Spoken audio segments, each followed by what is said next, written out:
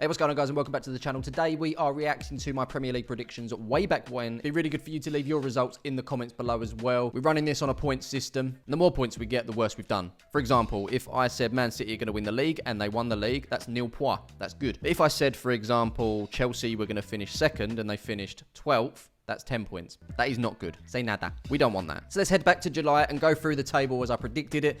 And let's see how I got on. Starting with 20th place, Bournemouth. We all thought it, didn't we? Come on. Obviously, Parker was sacked early on, wasn't he? O'Neill comes in and actually puts himself among the candidates for manager of the season.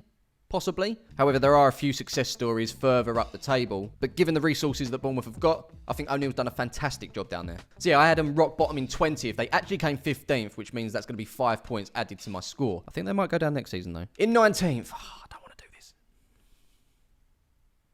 I don't want to do it. I don't want to do it. In 19th, I had Brentford. All right, I had Brentford. Listen, this is my worst prediction, so it's only going to get better from here, right? I based this purely on second season syndrome and also Christian Eriksen leaving for Man United. I didn't take into account that Thomas Frank is a phenomenal manager, and over the next few seasons, he could really establish Brentford as a top half side, challenging for Europe on the regular, possibly grabbing the odd cup as well. Honestly, this was a terrible one for me, and I'm glad it's out the way. 19th place, I put them. They finished 9th. That's 10 points gained. In 18th, we've got Southampton. I called it. I said they'd go down. Obviously, I didn't get the position spot on, and we'll talk about that in a second. But yeah, only 2 home wins all season. Their away form was actually better, slightly. Ultimately, I think they will come good, and they will be back in the Premier League if they can hang on to a lot of their younger players. I don't think Ward-Prowse is going to be sticking around. I think West Ham are sniffing about. So we'll see what happens. But Saints are out of the Premier League again. Let me know what you think. Can they make an instant return? But for now, I had them in 18th. They finished rock bottom in the end. That's 2 points gained. I'll take that one. I'll take that. In 17th, another poor one from me, Fulham. Although many people had them to go straight back down. I had them to survive, and I think there was a few people that were appreciative of this. They actually finished mid-table in 10th, 8 points above West London rivals Chelsea. It's not really been considered a rivalry because they've been so far apart over the years. But now in one season, that's happened. The main reason I had them down to survive is I felt that Mitrovic would have a fantastic season. I said he'd get a minimum of 10 goals, and he did. Obviously, he got the goals before the ban. They might have finished higher with him playing regularly. It's worth noting that Fulham came up alongside Bournemouth and Nottingham Forest, and plenty of people tipped at least one of those guys to go back down, and none of them did. They all survived, and I think that might be the first time. Don't quote me on that, but I feel like that's the first time that all 3 promoted sides have actually survived. But yeah, how wrong was I? 17th place. They actually finished 10th, so that's 7 points gained for me. We now move on to one of those other promoted sides in Nottingham Forest. And I actually got this one spot on, didn't I? Plenty of people said they'd go back down. Looking back, they signed every single footballer ever. And it really came down to, could this new squad of players gel in time? And I guess job done. And it's now about pushing on from this. A few players did stand out to me. Morgan Gibbs-White.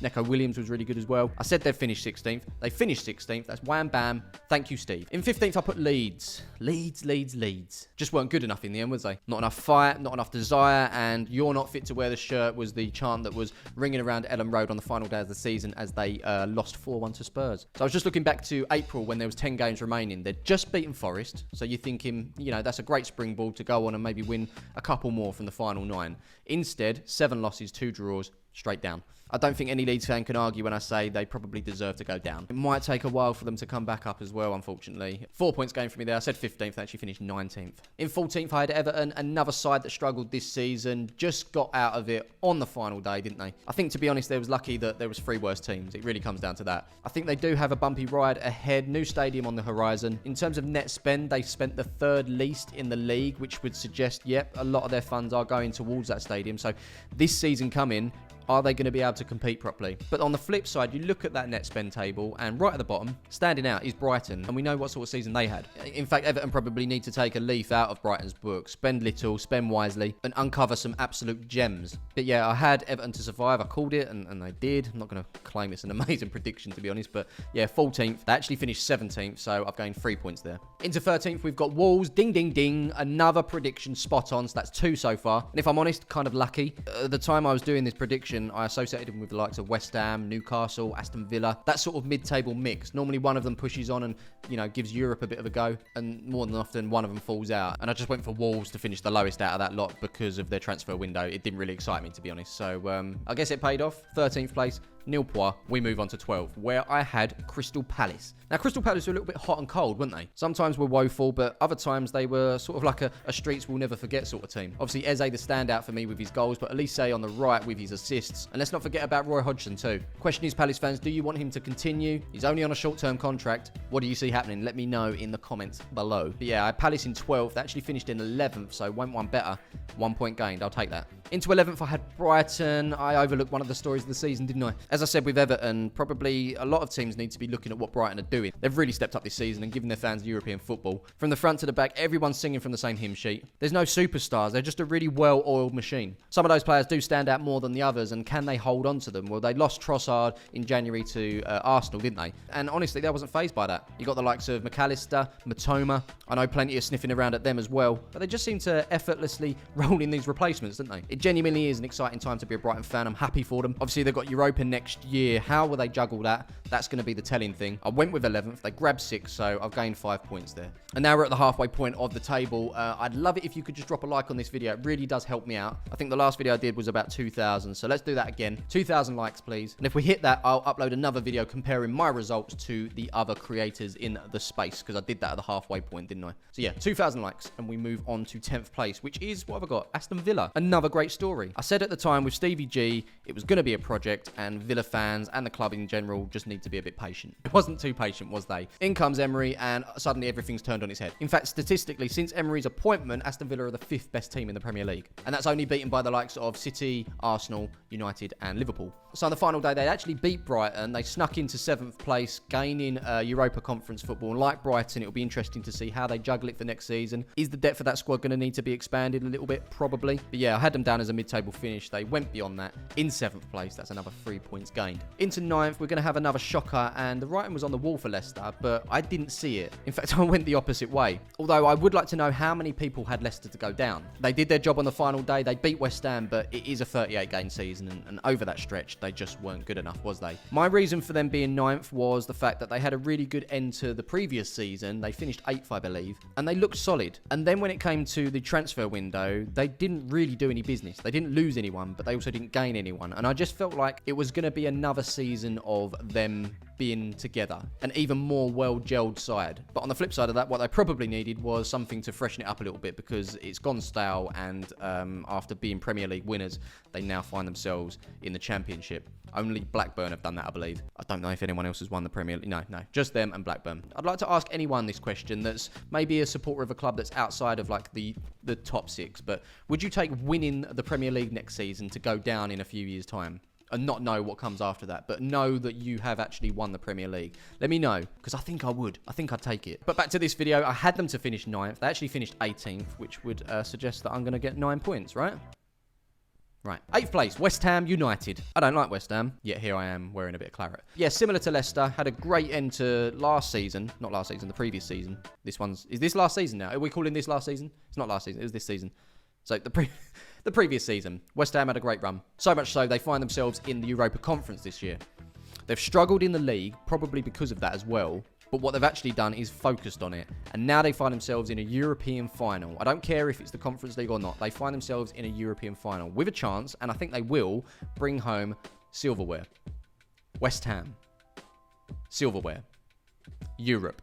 And what do they get from that? They get straight into the Europa League next year, which is why it really frustrates me as a Spurs fan who was in this competition and completely snubbed it and said, you know, we're pretty much too big for this. We ain't going to take it seriously. And that pisses me off, because it is a winnable competition. West Ham are showing that. Obviously, they've got Fiorentina in the final, who I don't think they're as good as they used to be. But in terms of the league, they were relegation candidates for quite a while. But the most important thing they've done is beat the teams around them. So if you go back to January, the turn of the year, I'm looking at these results here. They've got wins against Everton, Forest, Southampton. Then they beat Bournemouth and Leeds more recently. Throw in a 1-0 win against Man United as well. They've done well to turn things around. And I think it is this European run. It's the togetherness of the team. And I hate to say, I think they're going to win this silverware. As for the league, though, yeah, I did say 8th. I thought they were going to have an all right season in the league. That wasn't the case. They finished 14th. So 6 points added to my score, and they're going to go and win a European trophy. You know, way to rub it in, yeah? Nice one. Into 7th, we've got Newcastle, another success story alongside Aston Villa and Brighton up there, of course. And I saw it coming, but it exceeded what I saw was coming. I think there were so many Newcastle fans who felt that, you know, another, you know, mid-table season, and maybe they can push on after that, and then, you know, slowly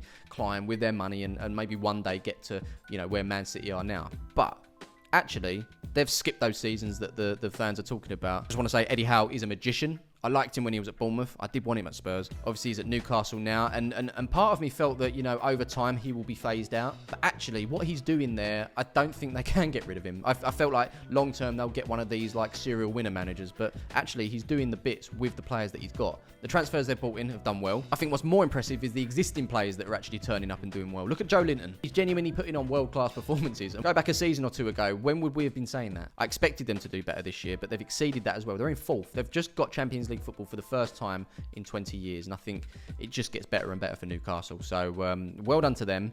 Obviously 7th place, they came 4th. That's 3 points added. I'll take that.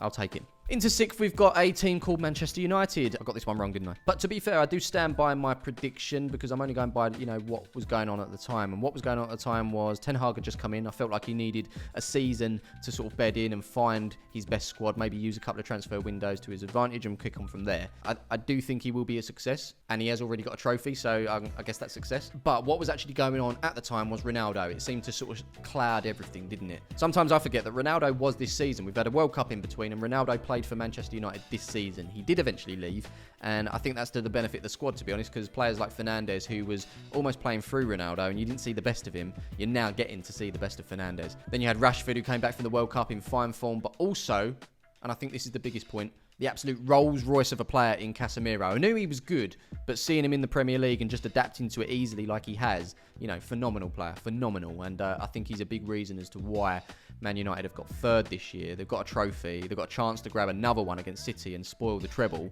And it could happen, it's a one-off final. Anything can happen. I do lean towards City, obviously, but yeah, I mean, it's been a good season for United, given how it was at the start. So yeah, they can kick on from this, and yeah, I got this one wrong, admittedly, and yeah, 3 points I will take. And as we move into 5th, another one I got horribly wrong, and this is probably one that hurts. Obviously, it's Arsenal, but did anyone? Let's be honest in the comments below. Did anyone expect Arsenal to have the season that they did?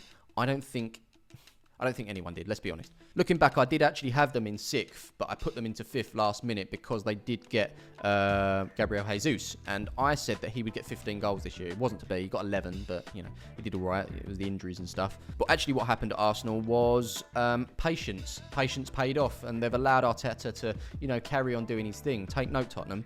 Give your manager a few windows. Give him a few years, because it is starting to pay off for Arteta. This young side really matured this year, and they just fell off the boil at the end. Question is, did they bottle it? I mean, I would personally say yes. They could have lost the 2 games to City, but it was the April results. They were 2-0 up against Liverpool, 2-2. They were 2-0 up against West Ham, 2-2.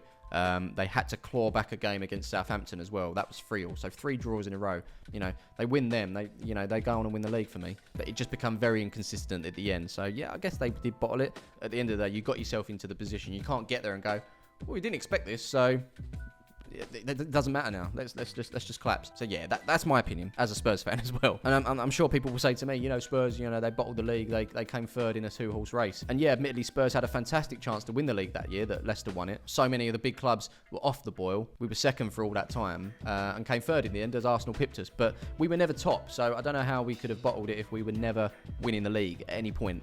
So food for thought, maybe clutching at straws, I don't know. But yeah, Arsenal, they do look good for next season, but be aware, some of the clubs that were off the boil this season will be in contention for, those top 4 spaces. Liverpool, I expect to be amongst it again. They had a poor start.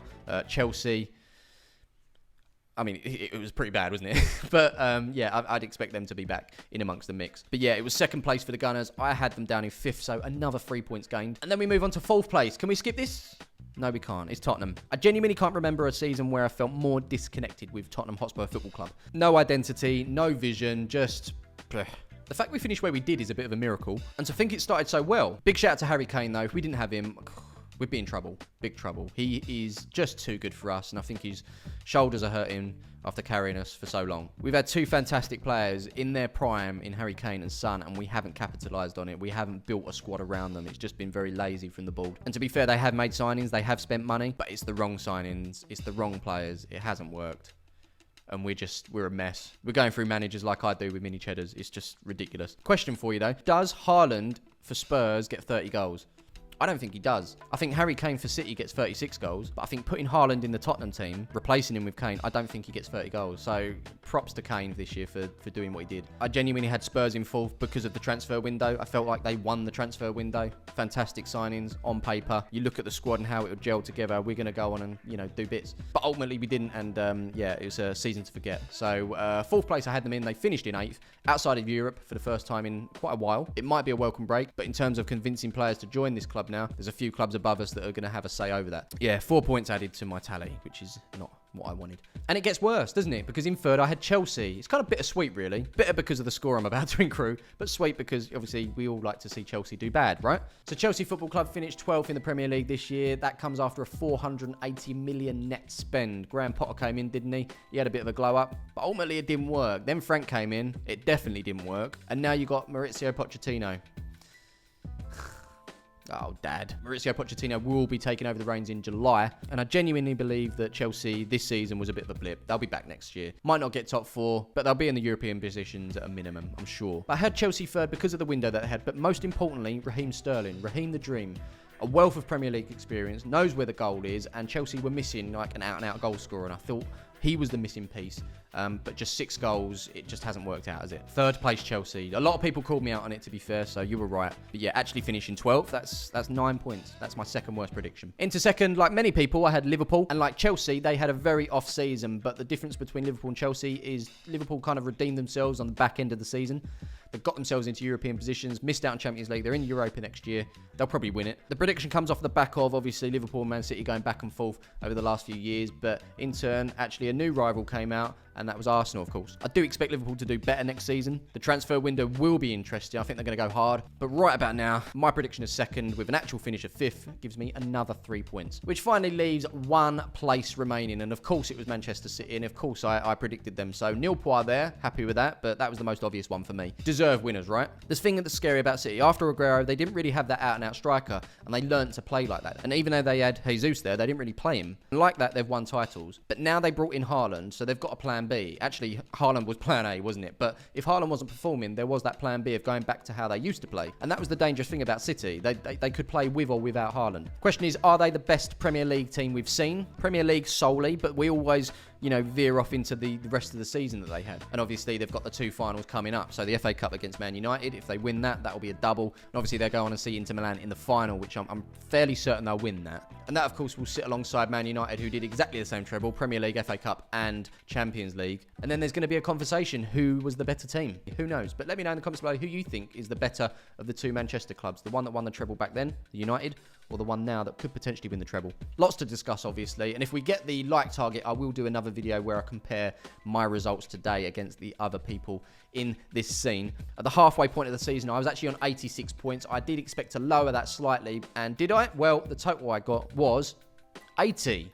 So, an improvement on the halfway point. I don't know if it's good overall. I guess I'll see when I'll start comparing it to other people. 80, I'll take that for my first ever Premier League prediction. To note, I have predicted before, but I've never made videos about it. So, this is the first time I put my neck on the line. And yeah, 80, I guess that's all right. Yeah, that brings us to the end of the video. Let us know how you got on in the comments below. Drop that like as well and subscribe to the channel for more. And I will see you in the next one. Peace.